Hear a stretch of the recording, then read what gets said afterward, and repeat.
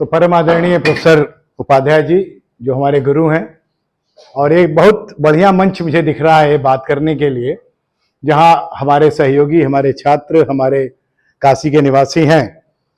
अभी तक हमें लगता है कि इस मंच से जितने लोगों ने बात की है वो काशी में अपनी विधा के विद्वान रहे हैं। मेरी विधा केमिकल इंजीनियरिंग है, तो मैं उस पर आज बात करने नहीं जा रहा हूं।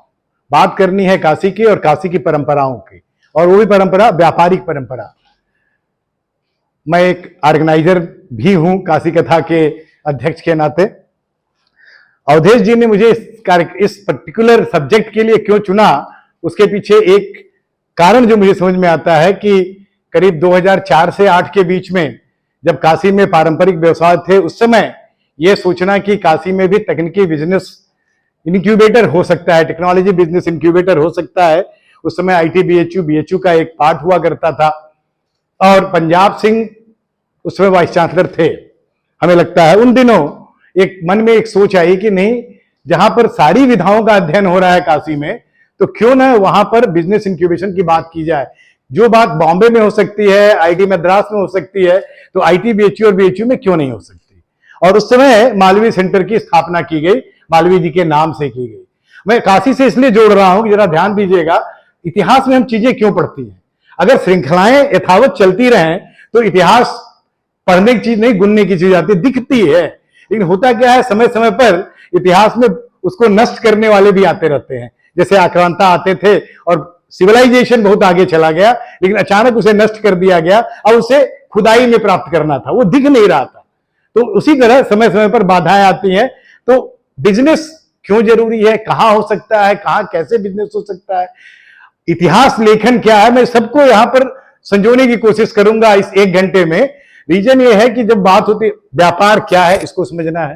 व्यापार होने के लिए किसी शहर में क्या क्या सुविधाएं होनी चाहिए, क्या क्या सिचुएशन होना चाहिए, उन सारी बातों को हम आज बात करेंगे। तो शुरुआत करते हैं हम। अब यहां पर 2 वर्ड मैंने कर दिया टाइटल के बाद, traditional businesses and trades of Varanasi. तो एक चीज मैं भी क्षमा मांग लेना चाहूंगा कि मैं लिखा अंग्रेजी में हूं, ये बात हिंदी में करूंगा। रीजन ये है कि अभी हिंदी की टाइपिंग मेरी उतनी अच्छी नहीं है, इसलिए चीजों को मैंने ऐसे किया है। तो दोनों लैंग्वेज मल्टीलिंगुअल काम हो गया। अब यहां पर बिजनेस और ट्रेड, इसमें क्या फर्क है, हमें लगता है ज्यादातर लोगों को यह भी नहीं पता है। अगर हम बात करें कि what is the difference between trade and business, तो ट्रेड का मतलब होता है कि बनी बनाई चीज आ गई, हम बेच दिए, पैसा ले लिए, या बार्टर सिस्टम था तो कुछ दे दिए कुछ ले लिए, ये ट्रेड हुआ। लेकिन जब बिजनेस की बात करते हैं तो कंप्लीट इकोसिस्टम की बात होती है। रॉ मटेरियल कहां से आएगा, कैसे उसे प्रोड्यूस करेंगे, कैसे उसके बाद उसकी मार्केटिंग होगी, मतलब सब कुछ, कैसे ट्रांसपोर्ट होगा, किस रास्ते से जाएगा, जल से जाएगा, वायुयान से जाएगा, ट्रेन से जाएगा, सब कुछ इन्वॉल्व होता है। तो इसलिए मैंने यहां कह दिया exploring the rich trades of Varanasi through the ages. अब इतिहास की बात करेंगे तो इतिहास किसे कहते हैं। क्या हम जितने भी ग्रंथ मिल जाए सबको इतिहास मान लें? चूंकि मैं इंजीनियरिंग का छात्र हूं तो थोड़ी सी धृष्टता भी करूंगा। और दूसरी बात, मैंने फिर कहा कि जिन लोगों ने बात की वो उसके विद्वान थे और मैं इस विषय का छात्र हूं। तो एक छात्र जब दूसरे छात्र से बात करता है तो जरा खुल के बात होनी चाहिए। जैसे PhD आप करते हैं ना, तो सिनाप्सिस पैसे लिखते हो, और जब सिनाप्सिस लेते हो तो आप विद्वान नहीं होते ना, तो विषय को आप जानते हो। लेकिन इतना जरूर है कि सिनाप्सिस से एक आइडिया होता है हम क्या करने जा रहे हैं। तो बनारस की परंपरा को अगर जानना होगा तो हमारी नजरों से देखेंगे तो एक छात्र की नजरों से हम उसे देखने की कोशिश कर रहे हैं। तो सबसे पहले बाबा विश्वनाथ को नमन करते हैं कि हमें ताकत दें कि हम थोड़ी सी बात व्यावसायिक परंपरा पर काशी की कर सके। मैंने कहा मैं मालवीय सेंटर की मैंने शुरुआत की, वहां से हम करते हैं। 2008 में एस्टेब्लिशमेंट हुआ। अब डिफरेंट चीजें, मतलब ये बढ़ता गया। 2020 तक मैंने इसे एक ऊंचाई दी थी कि इस पूरे क्षेत्र में, IT में ही नहीं पूरे देश में, उसमें बहुत सी कंपनी निकली, इससे जाके स्टैब्लिश हुई। 2020 वो समय था जब मैं झारखंड में कुलपति बन के चला गया। और इसे होता है ना कि इतिहास बदलता है तुरंत। मेरा जूनियर ही डायरेक्टर था, उसने इतिहास बदल दिया। उसने मालवीय सेंटर का नाम खत्म करके I3F रखा। मैं देखिए रीजन इसलिए बता रहा हूं कि इतिहास कैसे चीजें इतिहास हो जाती हैं। तो उसके बाद इसका फायदा हुआ कि भाई हमारे पास BHU में भी इंक्यूबेटर है, साइंस फैकल्टी में जाएंगे तो इंक्यूबेटर है। एक श्रृंखला शुरू हो गई। काम जब भी शुरू होता है उसका असर होता है। अटल बिजनेस इंक्यूबेशन हो गया जो आपके मैनेजमेंट फैकल्टी में है, हर जगह है। लेकिन कुछ दिन में अभी ही मालवीय सेंटर इतिहास हो गया। ये इतिहास हो गया। पिछले 12 साल में चीजें खत्म हुई। हम लोगों ने क्या किया था, जब व्यापार करना होता है तो आपको क्या चाहिए, कुछ फैसिलिटी चाहिए होता है, ऑफिस स्पेस होगा, फोन होगा, सिस्टम होगा, वो क्रिएट किया। और उसके साथ इक्विपमेंट, अब क्योंकि प्रोडक्ट डेवलपमेंट है, प्रोडक्ट एनालिसिस है, आप कैरेक्टराइजेशन करोगे तो आपको सिस्टम चाहिए। तो ये सारी चीजें क्रिएट की। और अब वातावरण कैसा है देश का, किस तरह का बिजनेस करेंगे, वो हर समय बदलता रहता है। तो इसमें क्या, प्रदूषण बहुत ज्यादा है। तो एक बिजनेस तो प्रदूषण पे हो सकता है, तो मैंने एक स्लाइड इसको डेडिकेट किया है कि zero discharge now, don't let your river die. अगर हम अपने घरों से गंदगी को नहीं रोकेंगे और वो नदियों में जाते रहे तो नदियां मर जाएंगी।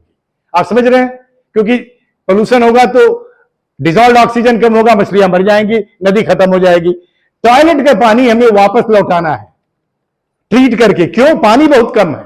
लोग जानते हैं earth is a blue planet, हम कहते हैं कि अर्थ ब्लू प्लैनेट है, 75% पानी है, और इससे हम कंफ्यूज हो जाते हैं, कहते पानी बर्बाद करो।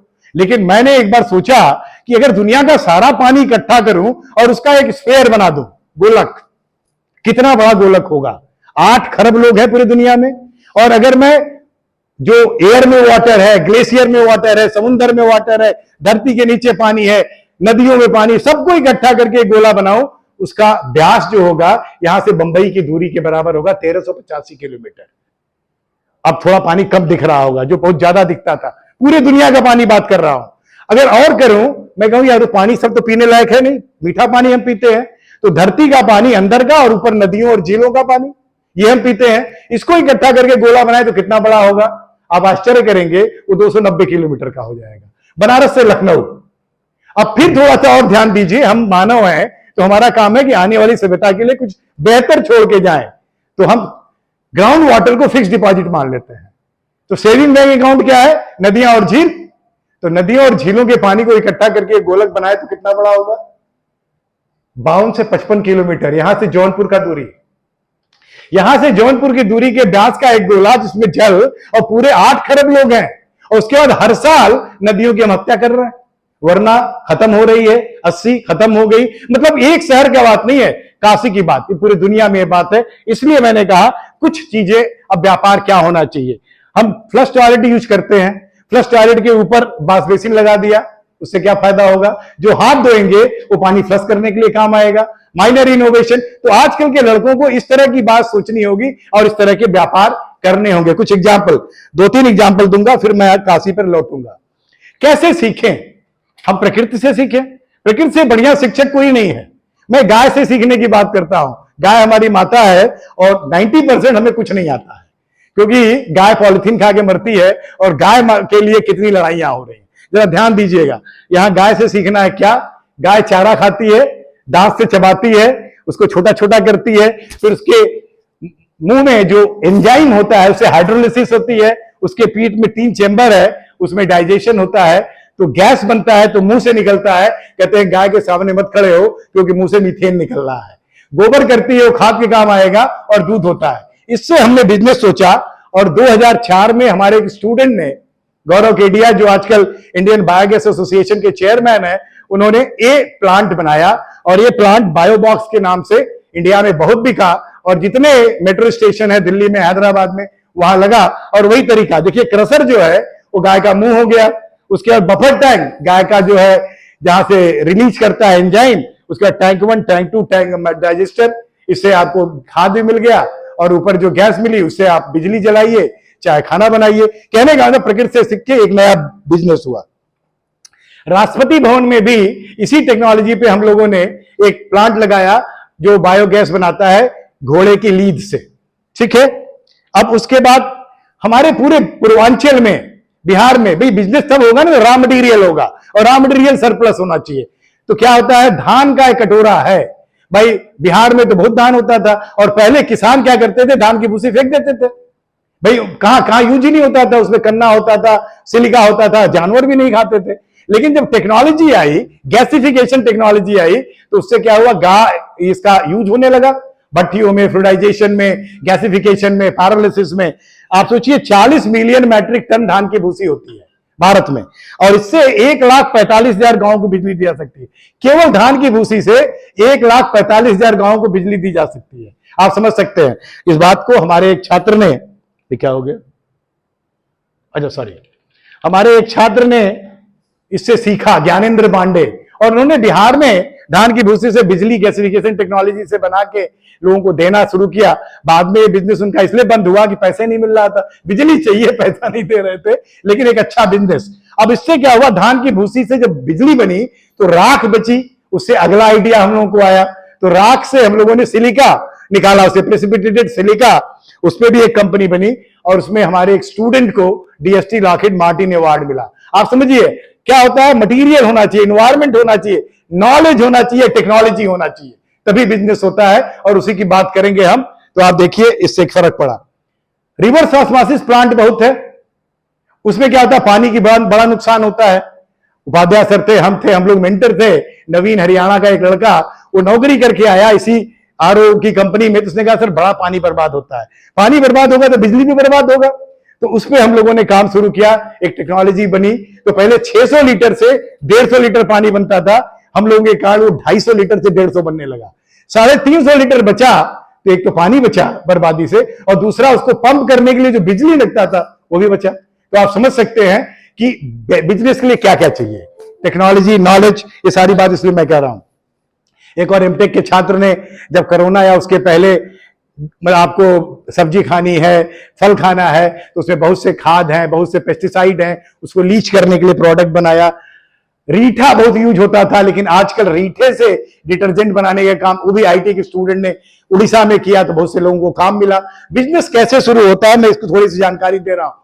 जब ये नया नया आया था स्मार्टफोन, एक छोटा बच्चा भी यूज करता था, अचानक पोर्नोग्राफी साइट पे चला जाए तो उसकी क्या गलती है?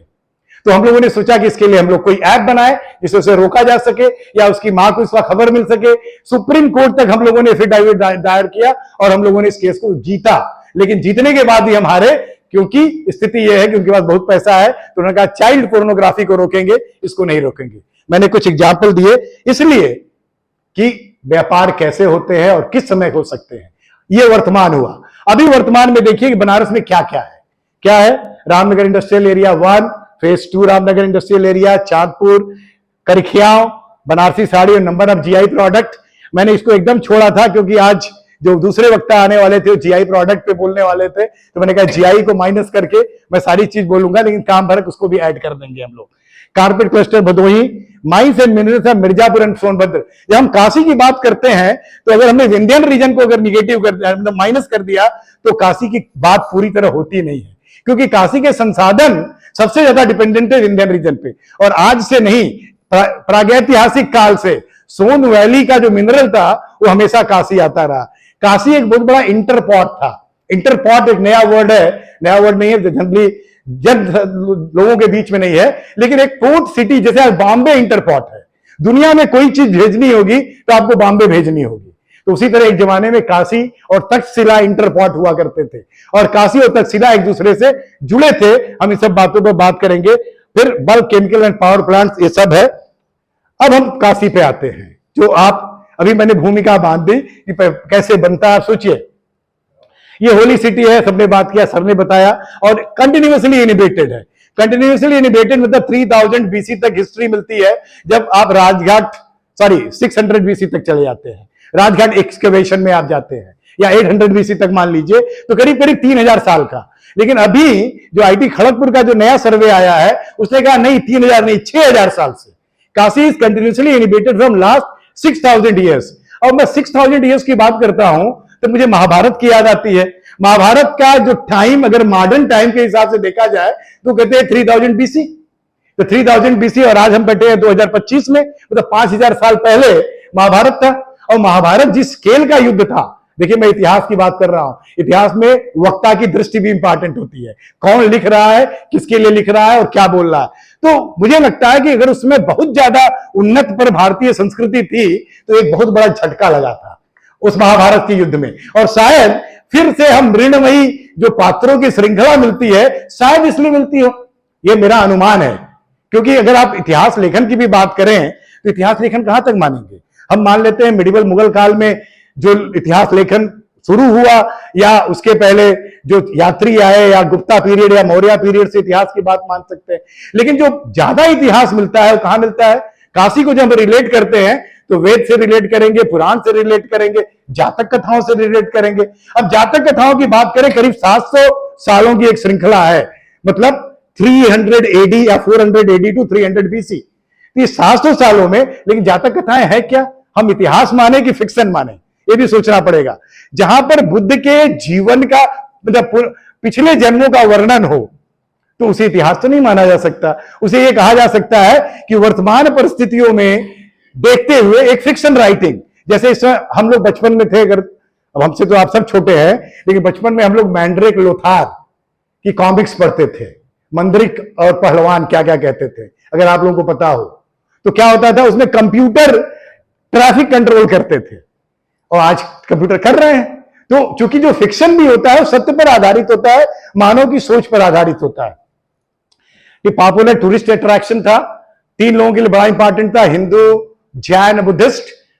काफी बातें हो चुकी होंगी, कितने तीर्थंकर यहां पैदा हुए, जैनों के लिए क्यों इंपॉर्टेंट है, पहला सरमन दिया सारनाथ में, ये सारी बातें हो गई। ये जो कहता है Varanasi history is more than simply a record of politics. जरा ये तीसरी लाइन पर ध्यान दीजिएगा, इस पे मैं 2 लाइन बात करूंगा। It is also a record of a culture through which the full philosophy of Indianness is developed. Bharat का जो भारत नाम आया, या जो दर्शन भारत है, अगर किसी एक शहर पर अगर हम कहें कि ये दर्शन कहां से इवॉल्व हुआ, तो वो काशी है। मैं यहां कहना चाहता हूं, जो भारत का मेन इंग्रेडिएंट है वो काशी का कल्चर है, और उसी से भारतीयता का विकास होता है। इसको हमें जानना पड़ेगा। और यहां पर मैंने इंटर पार्ट कहा, क्यों इंटर पार्ट था?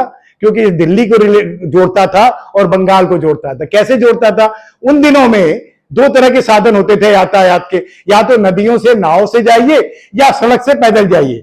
सड़कें भी बहुत ज्यादा डेवलप नहीं थी, लेकिन जो ग्रैंड ट्रैक रोड है, जिसको पहले हम उत्तर पथ कहा करते थे और दक्षिण पथ कहा करते थे, या बुद्ध साहित्य में भी उसके नाम है, मैं प्रोनाउंस नहीं कर पाऊंगा, देख के पढ़ूंगा आपको वो नाम। तो सड़कें थी, लेकिन सड़कें इतना ज्यादा आसान ट्रैवल नहीं था। यहां से अगर आपको तक्षशिला जाना है, तो रास्ते में कहां डाकू मिलेंगे, कहां जंगल मिलेगा, कहां जानवर मिलेंगे, मतलब लोग रिस्क लेके जाते थे कि यार इतना लो वॉल्यूम और हाई वैल्यू प्रोडक्ट। तो क्या होता था, ज्वेलरी जाता था, मोती जाती थी, बीड्स जाता था, मलमल और टेक्सटाइल के बढ़िया क्लोथ जाते थे, कि एक बार लेके चले गए तो पूरी जिंदगी हम मौज करेंगे। तो उतना रिस्क लेते थे लोग। लेकिन नाव से, अभी हुआ कि नाव थी किस जमाने में, बैलगाड़ी थी किस जमाने में, कैसे पता चले?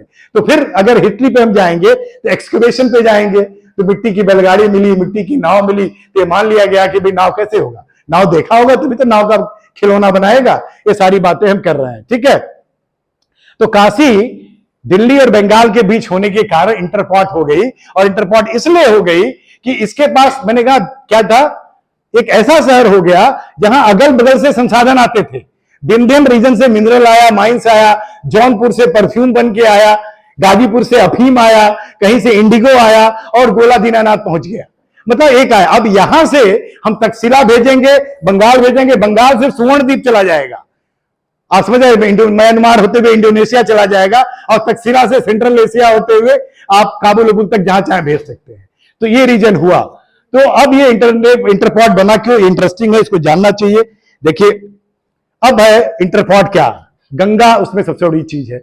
गंगा न होती तो काशी इंटरपॉट न बनता। इसीलिए हम कहते हैं काशी को गंगा से अलग करते ही काशी की 80% इंपॉर्टेंस खत्म हो जाती है। और दूसरी बात, गंगा यमुना का जो दोआब है उतना उर्वरा है, यहाँ की उपजाऊ इतना ज्यादा है, मिट्टी की सरप्लस फूड होने लगा। अब सरप्लस फूड होने का मतलब क्या है? तो राम वृक्ष बेनीपुरी आ जाते हैं, गेहूं बना गुलाब। जब आपका पेट भरता है तो आपको बढ़िया कपड़ा चाहिए, आपको बढ़िया जेवरात चाहिए, और आप उसके बाद नई नई चीजों के बारे में, शिल्प और कलाओं के बारे में सोचने लगते हैं। तो चूंकि एल्यूवल सॉइल था, इसलिए लोगों का पेट भरा, सरप्लस हुआ, वो ट्रेडिंग किया स्पाइसेस और ग्रेन का, तो उसके बाद ये काम शुरू हुआ। तो विंध्यन रीजन, दूसरा रीजन मैंने कहा situated adjacent to Vindhyan region, तो मिनरल मिला। अब एक बहुत छोटा सा, मैंने सोचा एक बार कि साल पाट्रे, सोरा, ये सोरा बनारस में आता क्या है कि ब्रिटिशर्स बड़े इंटरेस्टेड थे। ब्रिटिश को बनारस में क्या चाहिए था? इंडिगो चाहिए था, ओपीएम चाहिए था, और सोरा चाहिए था। अफीम, सोरा और इंडिगो क्या कहते हैं? नील। तो ये तीनों चीज चाहिए था। तो मुझे लगा कि यार ये 2 तो खेती हो गई, ये कहां से आया? अब मैं ये पढ़ने लगा। अब देखिए, सारा इतिहास में 10-15 दिन में पढ़ा हूं, मैंने मेहनत करा है अवधेश जी। तो मैं पढ़ने लगा तो पता विंध्यन रीजन, वो भी सोन वैली, ये सबसे इंपॉर्टेंट सोर्स था सोडा का। मतलब वहां पर जो सैंडस्टोन होता है उसके टॉप सरफेस पे ग्लूकोनाइट करके एक मिनरल डिपॉजिट होता है जिसे एक्सट्रैक्ट करते हैं। तो ऐसा नहीं है कि बनारस अकेले, बनारस का सिचुएशन जैसा मैडम ने अपने टॉक में कहा ना कि नाभि है, तो नाभि इसलिए है कि इसके आसपास सब कुछ है, सारी नस यहीं आके जुड़ती हैं, तो काशी में आके जुड़ी थी इसलिए सारी चीज मिली। तो ये big market to the nearby reason.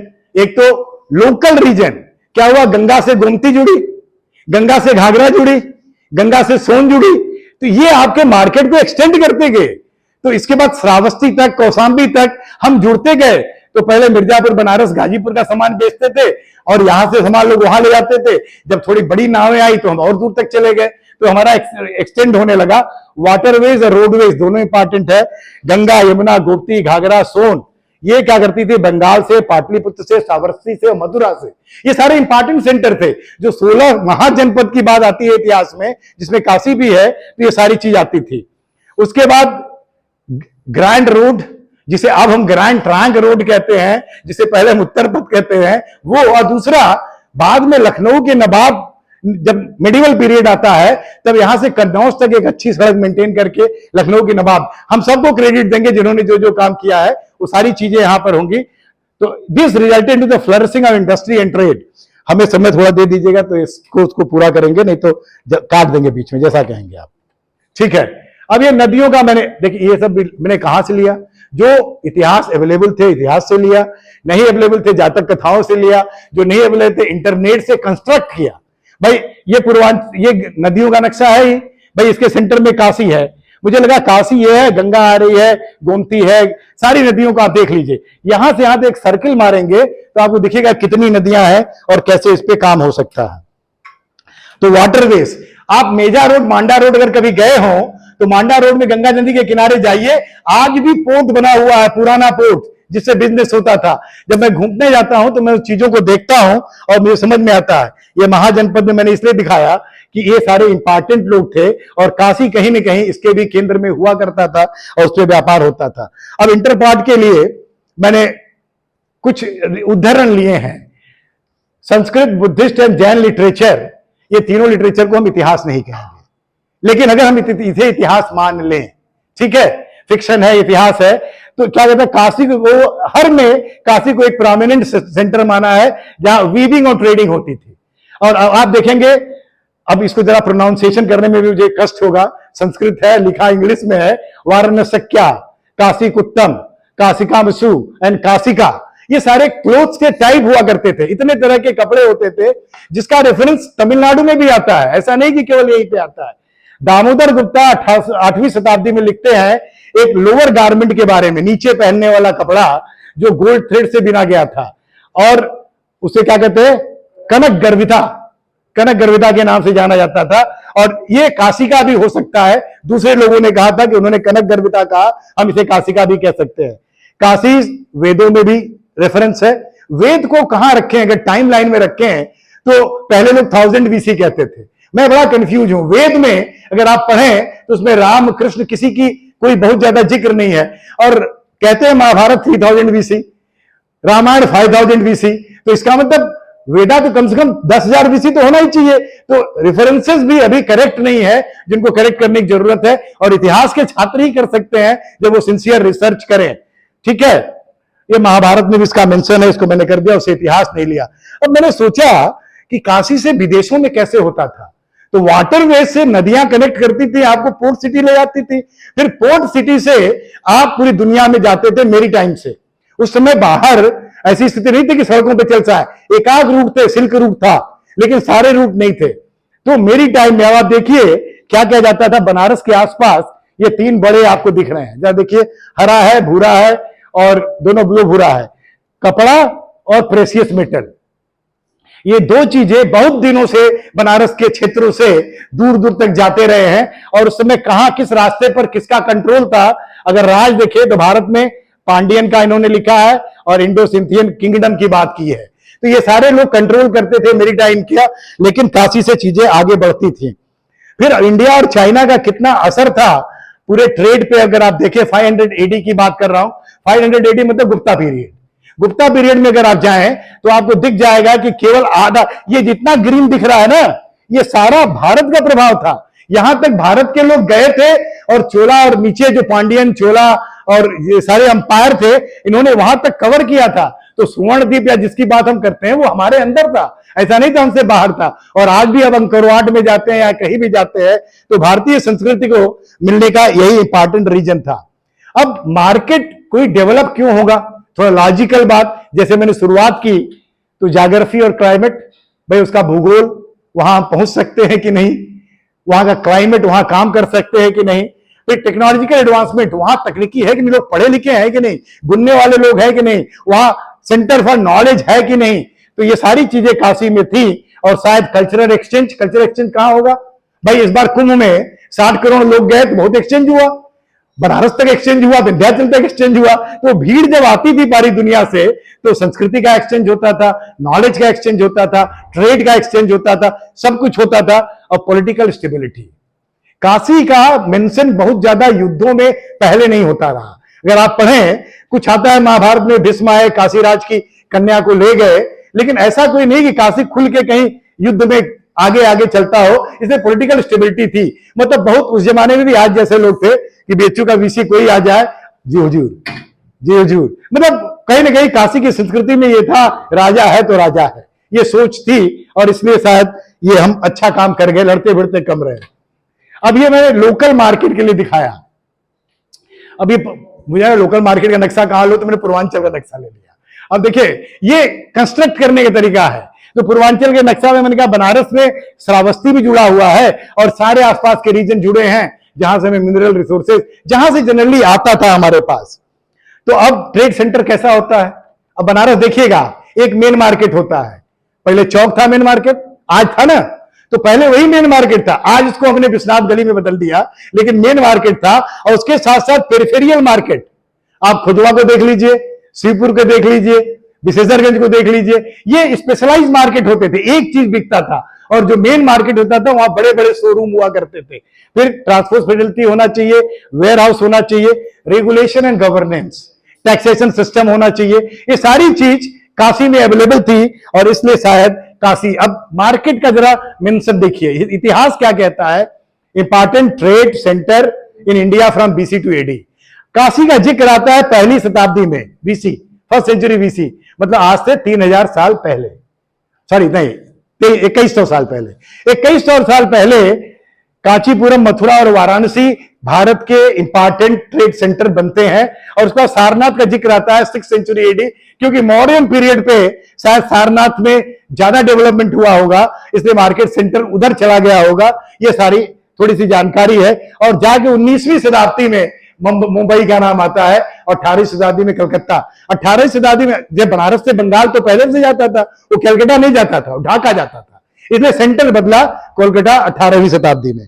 ये सारी चीजें मैंने आपको बताया। अब ट्रेड एंड ट्रांसपोर्ट का क्या रोल है ये बताने की चीज तो है नहीं, चाहे आप बौद्ध साहित्य पढ़ लीजिए, चाहे चाइनीज ट्रेवलर की बात कर लीजिए, चाहे आर्कियोलॉजिकल फाइंडिंग्स की बात कर लीजिए। बार बार अब जैसे बौद्ध साहित्य में क्या लिखता है, तल पथकमिका, जल पथकमिका, दो वर्ड है, जो जल से चलता है जल पथकमिका, और जो थल से चलता है थल पथकमिका। और ये सारे सेंटर क्या थे, वाराणसी, सोरो और सारस्वती, यहां से तक्षशिला जाता था। सोरो जहां कबीर तुलसीदास का जन्म हुआ है, शायद कहा जाता है, राजापुर है, सोरो है। तो सोरो, श्रावस्ती और काशी उस जमाने में तक्षशिला तक जाते थे, और तक्षशिला से बहुत आगे तक जाते थे, क्योंकि तक्षशिला वजह इंटरपोर्ट। ये मैंने एक जातक कथा, थंका कहते हैं, ये तिब्बत में है, 13वीं शताब्दी का। यहां पर 100 जातक कथाओं को एक कपड़े में उसको प्रिंट किया गया है। मैंने रेफरेंस के लिए उसका एक फोटो ले लिया। रोड ट्रांसपोर्ट की बात करते हैं तो वाराणसी उज्जैन कैसे जाते थे, यहां से श्रावस्ती जाते थे, श्रावस्ती से उज्जैन कनेक्टेड था। तो आप चीजों को समझ सकते हैं। और श्रावस्ती से ही हम आरा भी जाते थे और उसके बाद राजगिरी भी जाते थे, ऐसा नहीं कि यहां से गाजीपुर से निकल गए। जो रास्ते उस समय थे, इतिहास को अगर आप पढ़ेंगे, Varanasi was important trade center on east west Mahajanpath, पूरब से पश्चिम तक एक महाजनपथ हुआ करता था, जिसको आज हम मॉडर्न जीटी रोड कहते हैं, और जिसको हम कहते हैं शेरशाह सूरी ने 4 साल में बना दिया। मतलब इतना बड़ा जो काबुल से निकलता था और मुर्शिदाबाद होते हुए चिटगांव तक जाता था, जो बंगाल के उस पार है। तो आप समझ सकते हैं, और इसको भी हम पुबंता और अपरांत भी कहते हैं बौद्ध साहित्य में। ठीक है, हम डेजर्ट तक जाते थे, डेजर्ट केवल सिंध और मारवाड़ तक, ये रेफरेंसेस है जातक कथाओं के। इसे इतिहास समझे या जो समझे। फिर Bodhisattva travel from Kashi to the desert, Fahien की बात आई, व्हेलसांग की बात आई, कनिष्क के किंगडम की बात कर लें तो कनिष्क के जो कुषाण राज्य था वो रोड ट्रांसपोर्ट को पेशावर से लेके उज्जैन तक कंट्रोल करता था। ये इतिहास है। अगर कुषाण और कनिष्क की बात कर लें तो ये रिटर्न इतिहास है। तो इसलिए रोड ट्रांसपोर्ट जब कंट्रोल करता है राजा, तो वो डर से फ्री हो जाता है, वहां लोग ट्रैवल करते हैं। और हम उज्जैन होते हुए तमिलनाडु तक जाते थे। तमिलनाडु तक जाने के मतलब हिस्टोरिकल एविडेंसेस है, बिजनेसेस के तो है ही कि वहां भी खुदाई में मिले, यहां भी खुदाई में मिले, लेकिन यहां से एक यात्रियों का जत्था गया, उसके ट्रैवलॉग भी अवेलेबल है। तो आप समझ सकते हैं कि ये मैंने एक पिक्चर लिया है, ये भी कैसा उत्तर पथ हुआ करता था और कैसे हम उज्जैन होते हुए साउथ की तरफ जाते थे, इसके कुछ फोटोग्राफ्स है आपको। वाटरवेज की मैंने बार बार की कि हम यहां से नदियों से निकलते थे और कहीं ना कहीं समुद्र पकड़ते थे और उसके आगे चले जाते थे। और ये किसने बात की है? ये बहुत जगह है, बेबीलोनिया जाने की बात है, बाबेरी इन बेबीलोनिया। और मजा तो आता है, कैसे गए? चिड़ियों का पीछा करते हुए चले गए। उन्होंने पाथ ट्रेस किया कि चिड़ियां कैसे उड़ती है काशी से और बेबीलोनिया कैसे पहुंच जाती है। आप सोचिए कितनी बुद्धि लगाते थे लोग, कैसे जाते थे। तो हर जगह अगर आर्टिफैक्ट्स की बात करें तो रोम में जो मिला वो काशी में मिला, वो मिडिल ईस्ट में मिला। तो क्या होगा, या तो रॉ मटेरियल वहां से आया यहां बना, या यहां बन के वहां गया। दोनों तरह से ये कनेक्टेड थे, इसकी बात कर रहा हूं। मैं थोड़ा जल्दी जल्दी इसलिए चल रहा हूं कि समय की सीमा है। और राजघाट एक्सकेवेशन पे आ जाते हैं। राजघाट में एक्सकेवेशन हुआ 1A 1B 1C 2 3 4 5 6, मतलब करीब करीब 1700 एडी 1200 एडी जो मुस्लिम गैजेटेड जो ग्लेज्ड वेयर्स मिलने लगे, बढ़िया पेंटिंग उंटिंग किए हुए बर्तन। तो आप सोचिए कहां से शुरू किए हमने, 800 BC से। इतना एविडेंस तो केवल राजघाट का साइट दे दिया, और राजघाट साइट पूरी फुल्ली एक्सप्लॉइटेड नहीं है। अगर वो रेलवे स्टेशन न होता तो शायद हम लोग और ज्यादा जानकारी मिल जाती, क्योंकि सभ्यता वरना उस पार नहीं थी, इस पार ही थी। वहां ज्यादा कंस्ट्रक्शन हो गया, कुछ मजार बन गए थे, कुछ रेलवे स्टेशन हो गए थे, गांधी संस्थान। अगर सबको खोदा जाए तो आपको बहुत, क्योंकि आप एकदम किनारे पे खोदे, उसके बाद गंगा था, उसके पीछे तो आप आए ही नहीं। अगर उसको देते तो शायद और जानकारियां हमें मिलती।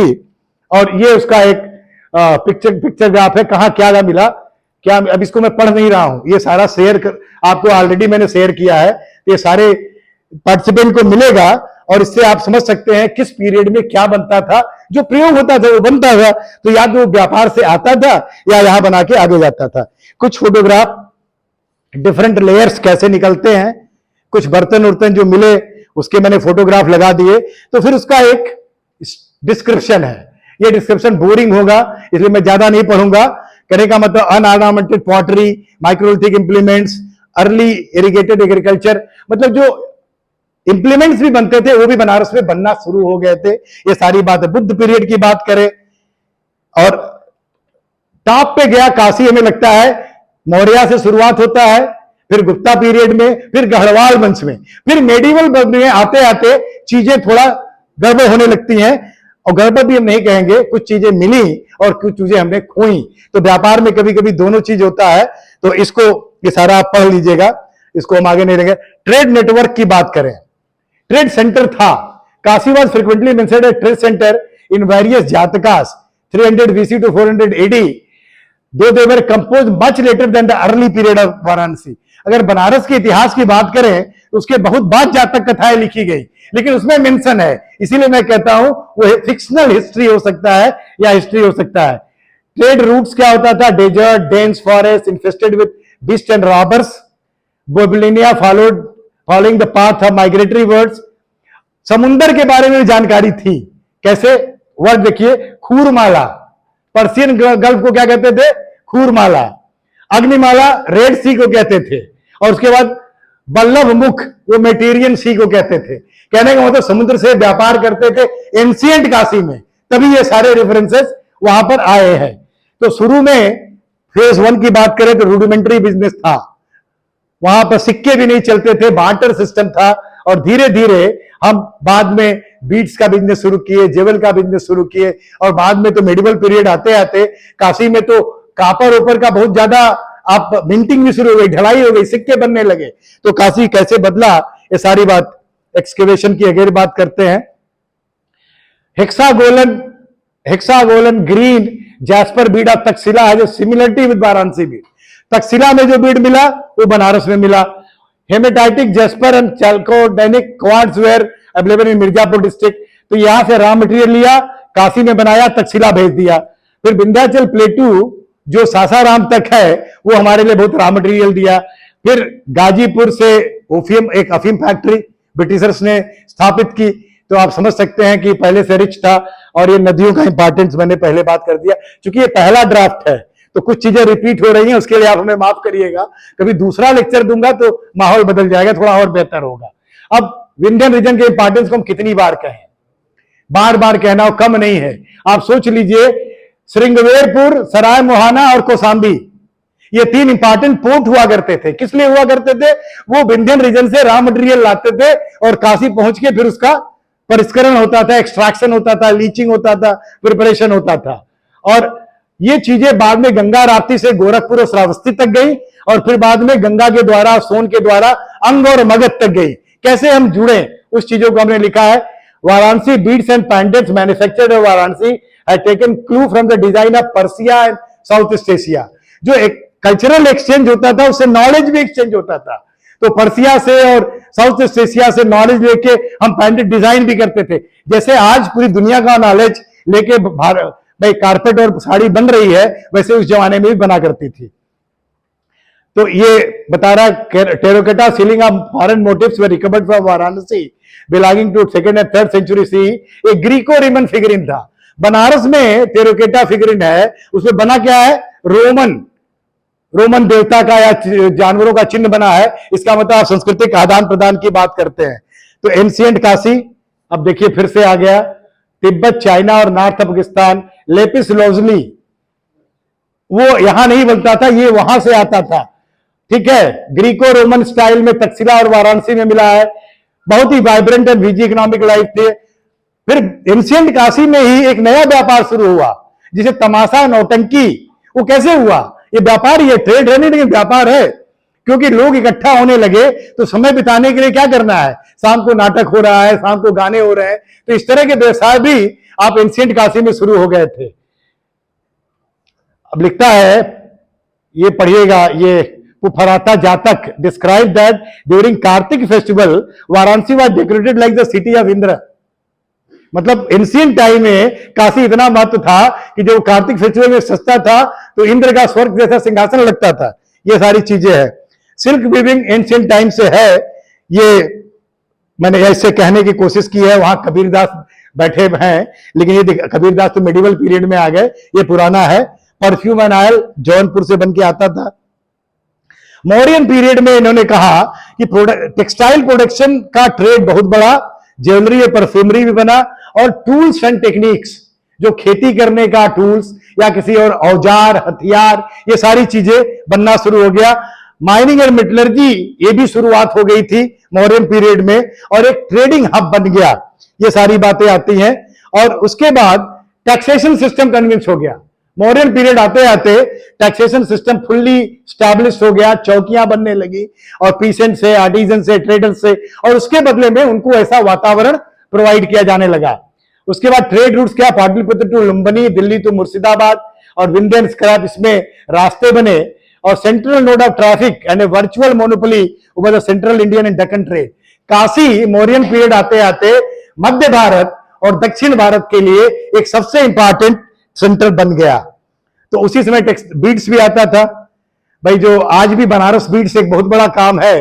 बनारस में आर्टिफिशियल मोती का जो कार्य है, ये आप जितने देखते हैं जो खानदानी काम बनारस में चल रहे हैं, इसका मतलब कहीं ना कहीं उसकी ओरिजिन वहीं से है। लेकिन वो खानदानी कब हुआ, ये बड़ा डिस्कशन का बात है। खानदानी हुआ कब, और आप पढ़ेंगे तो खानदानी मुगल पीरियड में हुआ है। मुगल पीरियड के पहले खानदानी नहीं होता था। डर के मारे जो लोग जो करते थे वही सीखे, उससे आगे निकल के सीखे नहीं।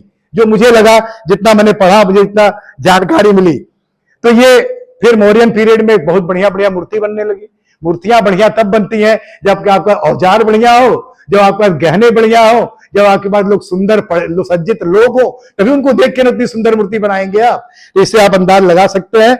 और उसके बाद यात्री आए, जैसे ये फाहियान आए, उन्होंने हाईलाइट किया कि कैसी वाइब्रेंट एक्टिविटीज थी, मल्टीकल्चरल एक्सचेंज था काशी में उस पीरियड में, क्या क्या चीजें होती थी। ट्रेड एक्सचेंज, आप ये देखिए ये की नोट कैसे हुआ सिल्क रूट से। आप इसे कनेक्ट देखिए, पुराने जमाने में जब रोड से आप देखेंगे तो वाराणसी कितना बढ़िया कनेक्टेड था, और फिर जाके वो जो पठार से होता हुआ ऊपर दर्रे से होता हुआ कराकोरम दर्रे से सिल्क रोड को कनेक्ट करता था। इसके लिए मैंने ये फोटोग्राफ आपको दिखाया है। गुप्ता पीरियड जेनिथ था। गुप्ता पीरियड को आप काशी का जेनिथ कह सकते हैं कि जितनी चीजें मिली काशी, और काशी जितना ऊपर गया, तो उसके लिए मैं अलग cloth, food grain, spices, salt, precious stone, सब कुछ, धर्म, रिलीजन, संस्कृति, ये सब कुछ गुप्ता पीरियड में एकदम टॉप पे चला गया। एक्सटर्नल ट्रेड, विदेशों से ट्रेड होता था कहां? South east Asia, Suvarnadvipa, China and Rome. ये तीन ऐसे एरिया थे जहां विदेशों में करते थे। क्या जाता था? सिल्क, लेदर गुड्स, फर, आयरन प्रोडक्ट, आइवरी, हाथी दांत का बड़ा काम होता था बनारस में, मोती, पेपर, नासिक, पाटलिपुत्र, बनारस से इकट्ठा करके हर जगह जाता था। Gold, silver, tin, lead, silk और हार्सेस, ये हम ले आते थे, वो भेजते थे और ये चीजें ले आते थे। माइनिंग और मेटलर्जी इंडस्ट्री शुरू हो गई थी, टेक्सटाइल शुरू हो गया था। सो बनारस का सिग्निफिकेंस क्या था? Major religious cultural centre having strong trade ties with kingdom of the region and south east Asia. Banaras अपने को स्टैब्लिश कर पाया। यह भी राजघाट में ही मिला है। ये मूर्तियां मिली हैं, उसमें भदैनी गांव का मेंशन भी है। बद्दपा जो लिखा है भदैनी गांव में ये शायद मूर्तियां लगी रही होंगी। मेडिवल पीरियड की बात करते हैं, इसके रिकॉर्ड्स अब आपको हिस्ट्री में पूरी तरह मिलने लगते हैं। 1774 से 1784 के बीच में बहुत से चौकियां स्थापित हुई थी बनारस में, जो ट्रेड्स को रेगुलेट करती थी, और उससे अनाज, दालें, मसाले, पान, पहली बार पान का जिक्र आता है, कोकोनट, ये सारे नदियों से और रास्तों से आगे जाते थे। और सिल्क का ट्रेड, शुगर का, अफीम का, ये शुरुआत हो चुका था मेडिवल पीरियड में। और उसी के कारण ब्रिटिशर्स को काशी पसंद आई, अफीम की स्मार्ट लगते हुए काशी की तरफ दौड़े, एक तरह से आप कह सकते हैं। तो बनारस मेडिवल पीरियड में कनेक्टेड रहा मुर्शिदाबाद, ढाका से, और वेस्ट में पेशावर से। और मेडिवल पीरियड में ही लखनऊ के नवाब ने रोड ट्रांसपोर्ट में बहुत ज्यादा काम किया था। अब उसी जो जनपथ, जो बड़ा सड़क था, उसका रिवाइव किया शेरशाह सूरी ने। मैंने यहां वर्ड यूज किया, revived highway such as Grand Trunk Road, that was not constructed, that was revived, और उसको सड़के आजम नाम दे दिया गया, जो चितगांग से काबुल तक जाता था। बाकी ये सारे सड़कों के नाम इसमें दिखा है। कॉपर मिंटिंग जो है, सिक्के ढालने का काम मेडिवल पीरियड में शुरू होता है, और एक तरह से वो चीज आगे बढ़ती है। मलमल का कपड़ा, मलमल बड़ा पसंद था मुगलों को, इन लोगों को, इसलिए मलमल पहली बार इंट्रोड्यूस होता है। सिल्क था पहले, लेकिन मलमल इंट्रोड्यूस होता है मेडिवल पीरियड में। और मेडिवल पीरियड में जो सबसे बड़ा काम होता था कि पहले एंशिएंट भारत में क्या होता था, जो हमारा बुनाई का क्या कहते हैं उसे, लूम, हथकरघा, पहले वर्टिकल लूम हुआ करता था, वो हॉरिजॉन्टल लूम मेडिवल पीरियड में हुआ है। और स्पिनिंग का काम औरतों ने करना शुरू किया, जिन्हें जुलाहिन हम कहें, क्योंकि वो मुस्लिम महिलाएं थी, और इस पे कबीरदास ने भी लिखा है। उससे पता चलता था कि जो बेसिक स्पिनिंग का काम महिलाओं के हाथ में आया, और इस तरह बिजनेस शुरू हुआ। ठठेरा, रिलीजन टॉप पे हुआ, तो ये ब्रासवेयर्स बहुत जबरदस्त हुआ। ठठेरा एक प्रोफेशन हुआ। मैंने कहा ठठेरा एक खानदान हो गया, एक जाति हो गई। ये मेडिवल पीरियड का बाद डेवलपमेंट है। जो जातियों का वर्गीकरण इतना स्ट्रिक्ट हुआ है, वो मेडिवल पीरियड के बाद हुआ है। इतिहास को अगर कायदे से सर्च किया जाए, मैं तो छात्र हूं, लेकिन अगर इतिहास का कोई बड़ा विद्यार्थी होगा और शिक्षक होगा और इस पर डेडिकेटेड काम करे, तो स्टैब्लिश किया जा सकता है कहां से हुआ। और बाद में लॉर्ड मकाले ने उसको जबरदस्त एकदम सॉलिडिफाई कर दिया, रॉक सॉलिडिफाई। उसने कहा कि हम केवल सरकारी स्कूल चलाएंगे, प्राइवेट स्कूल चलने नहीं देंगे, संस्कृत विद्यालय सब बंद करा दिया, डिस्करेज कर दिया। और जब पढ़ने लोग इतने ज्यादा हो गए, भाई ब्यूटीफुल ट्री में धर्मपाल जी लिखते हैं कि भारत में केवल मद्रास प्रेसिडेंसी में इतने स्टूडेंट थे जो पूरे ग्रेट ब्रिटेन से ज्यादा थे। अब आप सोचिए, ये कहते हैं हम जाहिल थे, हम सपेरों के देश थे, हम केवल साधुओं के देश थे, और हमारे एक प्रेसिडेंसी, एक प्रदेश में जितने छात्र थे उतने पूरे ग्रेट ब्रिटेन में नहीं थे, लेकिन उन्होंने इसे डिस्करेज किया। शिल्प शिक्षा थी, हमारे यहाँ संस्कृत शिक्षा थी, हमारे यहाँ योग की शिक्षा थी, हमारे यहाँ युद्ध की शिक्षा थी, सबको बंद कर दिया। कहा ना, नहीं चलेगा, हम पढ़ाएंगे अंग्रेजी पद्धति से। जैसे सरकार एनईपी लाई है, उस समय की सरकार वो मैकालियन प्रिंसिपल लाया था, और मैकालियन प्रिंसिपल से क्या हुआ, जब सब लोग इनरोल करने गए तो कहे बजट कम है, अब सबको नहीं पढ़ाएंगे, तो किसको पढ़ाएंगे। और वहीं से डिफरेंस हुआ, केवल श्रीवास्तव जी लोग, पंडित जी लोग और मुस्लिम लोग ज्यादा पढ़ पाए, बाकी थोड़ा छूट गए। तो जो जात का गांठ मेडिवल पीरियड में पढ़ा था, वो जात थोड़ा आगे बढ़ गया, जिनके पास थोड़ा ज्यादा रिसोर्सेज थे, उन्होंने वो पढ़ पाए। ठीक है, मेडिवल पीरियड में मैंने लिखा है कि एक अहमद नियालतगीन 1033 में आक्रमण करता है बनारस में, और उसके पहले 1019 से 1021 के बीच में गजनवी, किसका है, महमूद गजनवी का इन्वेजन होता है। बनारस की पुरानी संस्कृति को नष्ट कर देते हैं, लेकिन उनके साथ कारवां होता है औरतों का और बच्चों का, और फिर वही हिंदू संस्कृति, सबको शरण दे दो। उन्होंने शरण दे दिया, उसके कुछ फायदे हुए, कुछ नुकसान हुए, हम दोनों की बात करते हैं। तो उनको शहर के बाहर बसाया गया, अलईपुर और मदनपुरा भी शायद शहर के बाहर हुआ करता था, इन लोगों को बसाया गया। तो उससे एक फायदा हुआ, उस समय खत्री लोग इन्वॉल्व थे बनारसी साड़ी वीविंग में। ये सीख के बेहतर आए, बेहतर लूम लेके आए, तो इन्होंने वीविंग शुरू कर दी, बढ़िया। तो अब क्या हुआ, खत्री लोग चालाक थे, तो वीविंग छोड़ के ट्रेडिंग में आ गए, और बाद में जैनी, गुजराती और मारवाड़ी और खत्री ये सब व्यापार करने लगे। और जो सात घराना हम कहते हैं, ये सात घराना इन्हीं लोगों के साथ आया था कारवां, और उन्होंने सिल्क और कॉटन फाइबर का बढ़िया ट्रेडिंग, मतलब बिनाई शुरू की। ये सारी बातें मैं बिना दिखे पढ़ गया, वही सब लिखा है इसमें अंग्रेजी में। ठीक है, तो अब आगे जाइए। तो मैंने कहा वर्टिकल लूम खत्म हो गया, हॉरिजॉन्टल लूम आ गया। मुस्लिम वुमेन जो है स्पिनिंग करने लगी, और ये कबीर दास का शब्द है, 2011 में किसी ने कंपाइल किया है, उसके 480 में लिखा है, खुरखुर खुरखुर चलैया नारी, बैठी जुलाहिन पालथी मारी। मतलब पालथी मार के जुलाहिन बैठी है और वो स्पिनिंग कर रही है। ये सारा एग्जाम्पल है इसमें।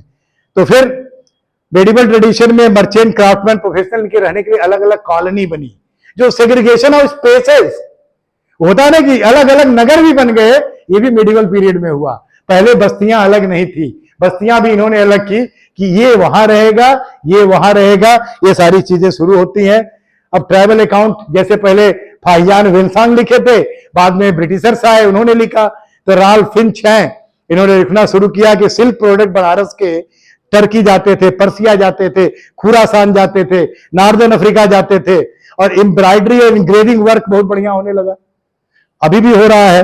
और मेडिवल पीरियड में जो सबसे स्ट्रेंज फीचर है कि occupation passed from one generation to other, जो मैंने पहले बात कह दी, यहां लिखा है कि हम अगर डॉक्टर हैं तो मेरा बेटवा डॉक्टर होगा, हम वकील हैं तो मेरा बेटवा वकील होगा। ये कहानी मेडिवल से शुरू हुई, इसलिए एक्सपोजर लिमिटेड हो गया।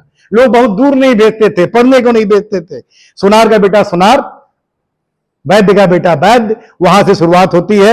और उसके बाद लेकिन यह है कि हम कुछ तावे के बर्तन, डिशेस, एग्रीकल्चर इंप्लीमेंट बनाने लगे। और सोरा, जो सालपात्रे मैंने लिखा है, जो मैंने कहा ना, चुनार नहीं, विंध्याचल में, सोन वैली में इतना बढ़िया मिलता था। एंशिएंट, सबसे पुराना, मतलब एंशिएंट इंडिया से, इसीलिए इसका ट्रेड होता था और अंग्रेजों तक चला। पोटेशियम नाइट्रेट, जो हम आतिशबाजी में यूज करते हैं, कभी कभी छोटे बड़े बम भी बना लेंगे, और कई काम फर्टिलाइजर में भी यूज होता है, वो वहां से मिलता था। सलाख, चपड़ा भी हम लोग वहीं से मिलता था। फिर लाइंग, कॉटन, आयरन, इंडिगो, ये सारी चीजें अंग्रेजों को बहुत अट्रैक्ट की। और काशी में इसीलिए जेम्स प्रिंसेप जैसे बहुत लोग आए, जेम्स प्रिंसेप ने कुछ अच्छा काम किया, उनको हम याद करते हैं। हमारे नेबरिंग रीजन का बड़ा इंपॉर्टेंस था, हमारे पड़ोसी बहुत सहिष्णु थे, इलाहाबाद वालों ने बहुत सपोर्ट किया, और सब लोगों ने, तभी काशी इतना बड़ी है। और नॉर्थ से वेस्ट को, ईस्ट को कनेक्ट किया है, south east Asia, middle east को सेंट्रल एशिया से कनेक्ट किया है। एक रियल इंटरकॉट था ये। कायदे में मैं थोड़ा आराम से पढ़ता था, 3 घंटे का था लेक्चर, लेकिन मैंने सोचा आपको बहुत बोर नहीं करूंगा, थोड़ा बहुत बोर करता हूं। इंडिगो ट्रेड बहुत सिग्निफिकेंट था, मतलब गोला दीनानाथ का जन्म ही शायद इंडिगो से हुआ। नील का बाजार लगता था, रंगरेज वहां इकट्ठा होते थे, और वहां से शुरुआत होती है। और उसका 18वीं शताब्दी में फिर वही बाहर से सिल्क और कॉटन मंगाया और यहां पर हमने बनाया, ठीक है, उसको बहुत दूर तक मैंने देखा ना, सालपाट्रे ग्लूकोनाइट सैंडस्टोन ये मिला, सुगर जैगरी ओपियम इंडिगो, और इसको हम कलकत्ता के थ्रू आगे भेजे।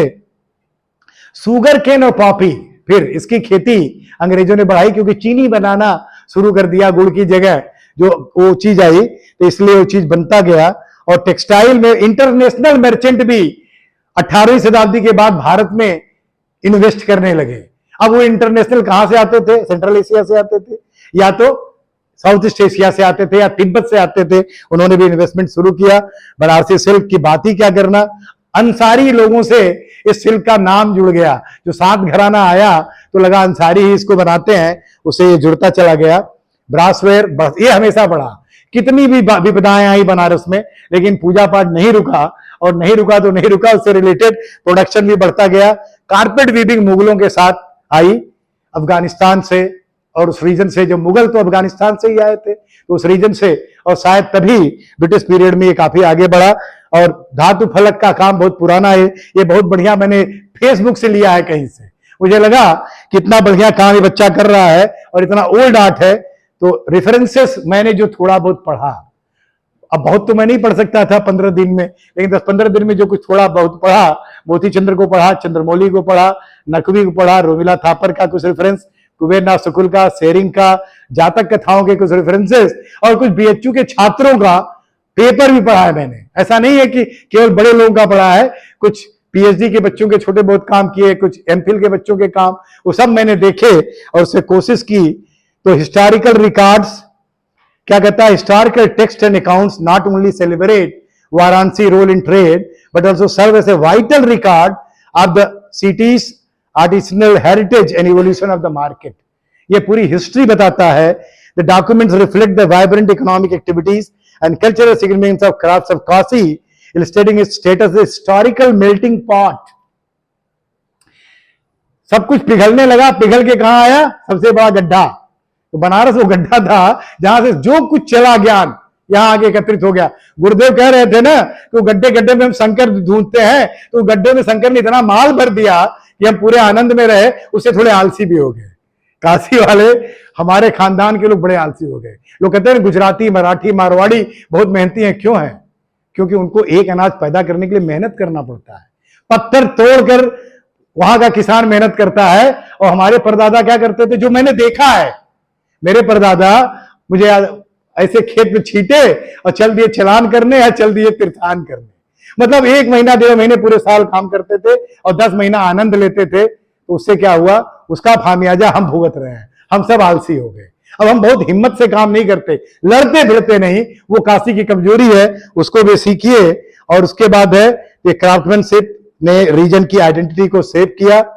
अब करंट प्रोडक्ट की बात क्या करूं, ये आप सब जानते हैं, बनारसी साड़ी है, ब्रॉकेड है, मीनाकारी है, ब्रासवेयर है, टेम्पल क्राफ्ट है। सर ने इसकी बहुत बताई, चाची का फोटो दिखाया और पान का दिखाया, तो सारी चीज काशी में ही है। Thank you very much. मैंने सर समय नहीं लिया, 5:15 आप बोले थे, 3 मिनट पहले खत्म किया। Thanks a lot.